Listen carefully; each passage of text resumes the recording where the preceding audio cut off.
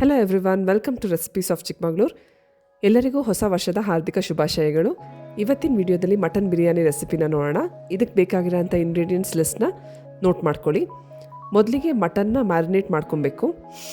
1 tea spoon ಖಾರ ಪುಡಿ, 1/4 tea spoon ಅಷ್ಟು ಅರಿಶಿನ ಪುಡಿ, ಅರ್ಧ ಟೀ ಸ್ಪೂನ್ ಅಷ್ಟು ಮೆಣಸಿನ ಪುಡಿ, 1 ಟೀ ಸ್ಪೂನ್ ಅಷ್ಟು ಉಪ್ಪನ್ನ ಹಾಕಿ ಚೆನ್ನಾಗಿ ಮಿಕ್ಸ್ ಮಾಡ್ಕೊಬೇಕು. ಮಟನ್ನ ಮ್ಯಾರಿನೇಟ್ ಮಾಡೋದ್ರಿಂದ ಮಟನ್ ಫ್ಲೇವರ್ಫುಲ್ಲಾಗಿ ಚೆನ್ನಾಗಿರುತ್ತೆ. ಮಟನ್ನ ಮ್ಯಾರಿನೇಟ್ ಮಾಡಾದಮೇಲೆ ಒಂದು ಸಣ್ಣ ಮಿಕ್ಸಿ ಜಾರಲ್ಲಿ ಸ್ವಲ್ಪ ಈರುಳ್ಳಿ, 1-2 ಹಸಿರು ಮೆಣಸಿನ್ಕಾಯಿ, 1-2 ಲವಂಗ, 1 ಪೀಸ್ ಚಕ್ಕೆ, 1-2 ಏಲಕ್ಕಿ, ಸ್ವಲ್ಪ ಟೊಮ್ಯಾಟೊ, ಸ್ವಲ್ಪ ಪುದೀನ, ಸ್ವಲ್ಪ ಕೊತ್ತಂಬರಿ ಸೊಪ್ಪು, ಇದಿಷ್ಟನ್ನು ಕೋರ್ಸಾಗಿ ಪೇಸ್ಟ್ ಮಾಡ್ಕೊಬೇಕು.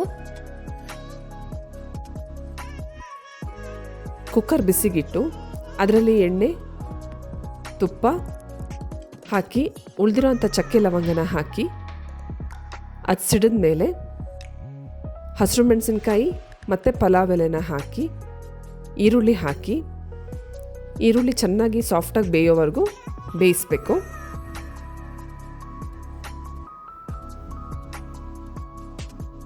ಈರುಳ್ಳಿ ಚೆನ್ನಾಗಿ ಸಾಫ್ಟಾಗಿ ಬೆಂದಮೇಲೆ ಸ್ವಲ್ಪ ಕಸೂರಿ ಮೇಥಿನ ಕೈಲಿ ಕ್ರಷ್ ಮಾಡಿ ಆ್ಯಡ್ ಮಾಡಬೇಕು. ಸ್ವಲ್ಪ ಪುದೀನ ಸೊಪ್ಪನ್ನ ಹಾಕಬೇಕು. ಹೀಗೆ ಮಾಡೋದ್ರಿಂದ ಅದ್ರ ಫ್ಲೇವರ್ಸ್ ಚೆನ್ನಾಗಿ ಬಿರಿಯಾನಿ ಒಳಗೆ ರಿಲೀಸ್ ಆಗುತ್ತೆ. ಇವಾಗ ಶುಂಠಿ ಬೆಳ್ಳುಳ್ಳಿ ಪೇಸ್ಟ್ ಮತ್ತು ನಾವು ಗ್ರೈಂಡ್ ಮಾಡಿ ಇಟ್ಕೊಂಡಿರೋಂಥ ಪೇಸ್ಟ್ನ ಹಾಕಿ ಇದರ ಹಸಿ ವಾಸನೆ ಹೋಗೋವರೆಗೂ ಅಥವಾ ಆಯಿಲ್ ಸಪ್ರೇಟ್ ಆಗೋವರೆಗೂ ಚೆನ್ನಾಗಿ ಇದನ್ನ ಬೇಯಿಸಬೇಕು. ಈ ರೀತಿ ಆಯಿಲ್ ಎಲ್ಲ ಸಪ್ರೇಟ್ ಆದಮೇಲೆ ಟೊಮೆಟೊ ಹಾಕಿ ಸ್ವಲ್ಪ ಉಪ್ಪು ಹಾಕಿ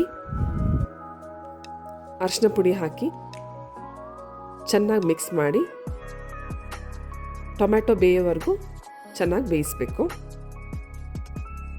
ಟೊಮ್ಯಾಟೊ ಸಾಫ್ಟಾಗಿ ಬೆಂದಾಗಾದಮೇಲೆ ನಾವು ಮ್ಯಾರಿನೇಟ್ ಮಾಡಿರೋಂಥ ಮಟನ್ನ ಹಾಕಿ ಅದ್ರ ಮೇಲೆ ಸ್ವಲ್ಪ ಕೊತ್ತಂಬರಿ ಸೊಪ್ಪು ಮತ್ತು ಪುದೀನ ಸೊಪ್ಪನ್ನ ಹಾಕಿ ಚೆನ್ನಾಗಿ ಮಿಕ್ಸ್ ಮಾಡಿ ಮಟನ್ ನೀರು ಬಿಡೋವರೆಗೂ ಬೇಯಿಸಬೇಕು.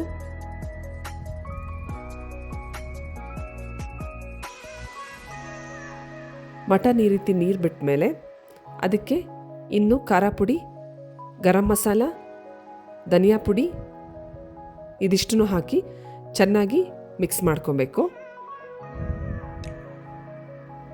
ಇವಾಗ ನೀರು ಹಾಕಬೇಕು. ನಾನು ಇಲ್ಲಿ 2 ಲೋಟದಷ್ಟು ಅಕ್ಕಿ ತೊಗೊಂಡಿದ್ದೀನಿ, ಹಾಗಾಗಿ 4 ಲೋಟದಷ್ಟು ನೀರು ಹಾಕಿದ್ದೀನಿ. ಹಾಗೆ ಸ್ವಲ್ಪ ಉಪ್ಪನ್ನು ಹಾಕಿ ಇದು ಕುದಿಯೋದಕ್ಕೆ ಬಿಡಬೇಕು. ಇವಾಗ ಟೇಸ್ಟ್ ನೋಡಿಬಿಟ್ಟು ಎಕ್ಸ್ಟ್ರಾ ಉಪ್ಪು ಬೇಕಾದರೆ ಆ್ಯಡ್ ಮಾಡಿ ತೊಳೆದು ಬಸ್ತಿಟ್ಕೊಂಡಿರೋಂಥ ಅಕ್ಕಿನ ಹಾಕಿ ಅದು ಒಂದು ಬಾಯ್ಲ್ ಬಂದಮೇಲೆ ಅದಕ್ಕೆ ಸ್ವಲ್ಪ ನಿಂಬೆ ರಸ ಸೇರಿಸಿ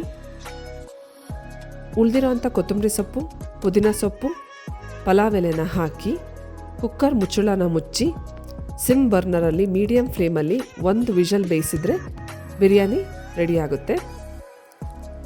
ಈ ರೆಸಿಪಿನ ಖಂಡಿತ ಟ್ರೈ ಮಾಡಿ. ಇಷ್ಟ ಆದರೆ ನಿಮ್ಮ ಫ್ರೆಂಡ್ಸ್ ಮತ್ತು ಫ್ಯಾಮಿಲಿ ಜೊತೆ ಶೇರ್ ಮಾಡಿ. ನೀವು ನನ್ನ ಚಾನಲ್ನ ಫಸ್ಟ್ ಟೈಮ್ ವಿಸಿಟ್ ಮಾಡ್ತಾಯಿದ್ರೆ ಸಬ್ಸ್ಕ್ರೈಬ್ ಮಾಡೋದನ್ನ ಮರಿಬೇಡಿ. Thanks for watching.